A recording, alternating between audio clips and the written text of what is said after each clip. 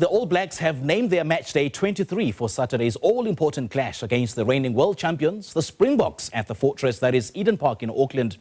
Eden Park has not been breached since 1994 when the New Zealanders lost to a very motivated French side.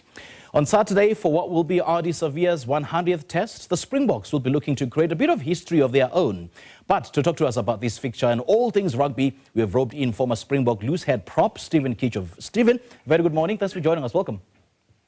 Yeah, thank you very much. Thanks for having me. It's an absolute pleasure, man. Now, Eden Park has been an impenetrable fortress for the All Blacks since 1994. So, from your own playing days, Steven, what makes playing at that ground so uniquely challenging, both physically and psychologically, for the visiting teams?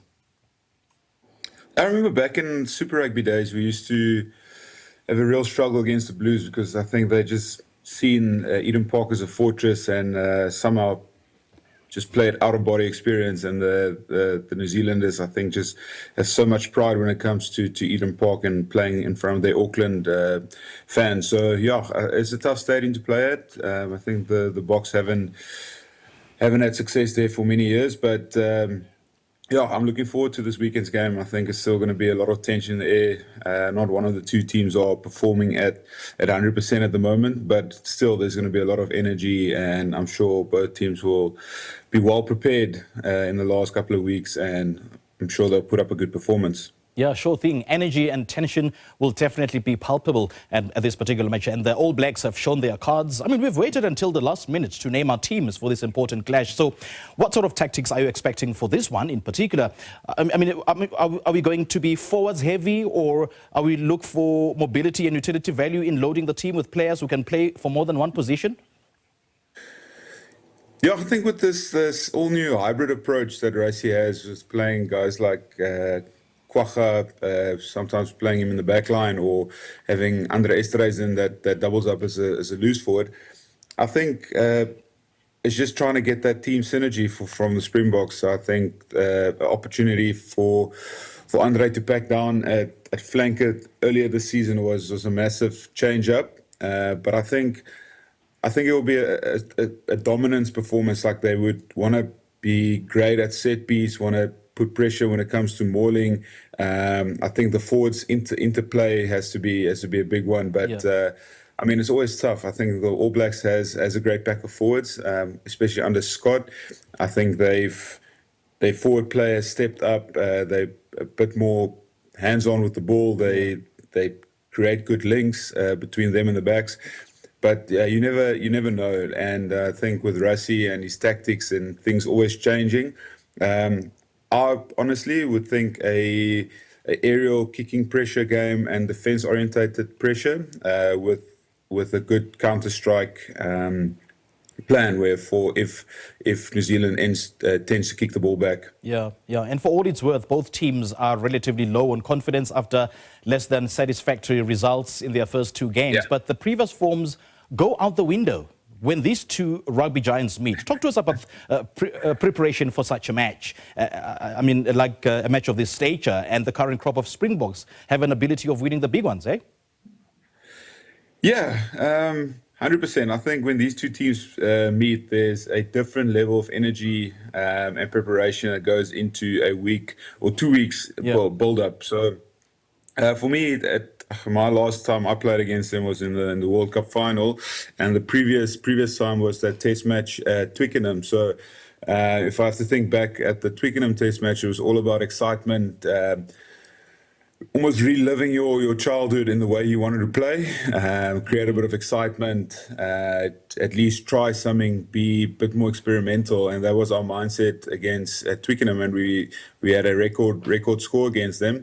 And then in the final of the World Cup, there was just the pressure of playing in the final, and we were asked to go out and express ourselves. We had a similar mindset to really enjoy the game and not really think too much on the effects it might have if we lose or if we win, but just go out and express ourselves. And playing against one of the best teams in the world, you don't often get that opportunity. So hopefully they have the same mindset and talking points this week, and the Oaks can just go out and express themselves and play in a stadium where they possibly could make history and break a record and take something away from New Zealand. So yeah, I'm holding thumbs, and I'm sure Rassie and Sia and the leadership group have come up with, or not Sia, but like the leadership group for this weekend has come up with something special, and I'm sure they will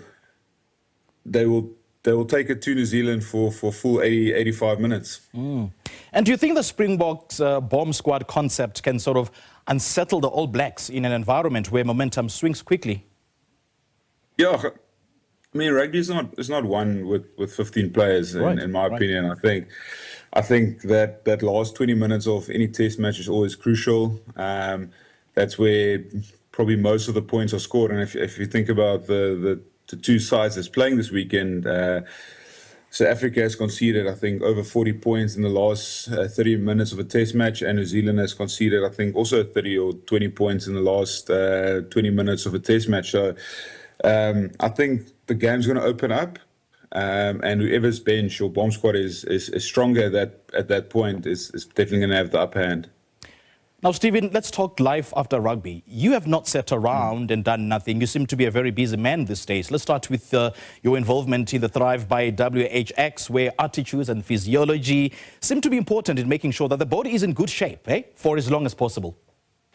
100%. No, I think with the World Longevity Summit, it's quite special because I was walking around on yesterday and the day before, and just all the tech and fitness and influencers and people that really care about their personal wellness is quite amazing. I had an opportunity to talk at a sports, youth and wellness conference on yesterday morning, and just to share my story on how I had to cope with retirement, how I had to go from an unbelievable sporting career and the ability to play rugby for 14, 15 years into a entrepreneurial role or a business that I started was quite special. So yeah, I think Thrive is up to something special, and I'm looking forward to working with them down the line again.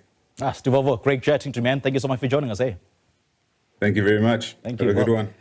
Well, that was Steven Kitshoff. He's a Springbok, former Springbok loosehead prop, talking to us about that all-important clash between the Springboks and New Zealand this coming Saturday.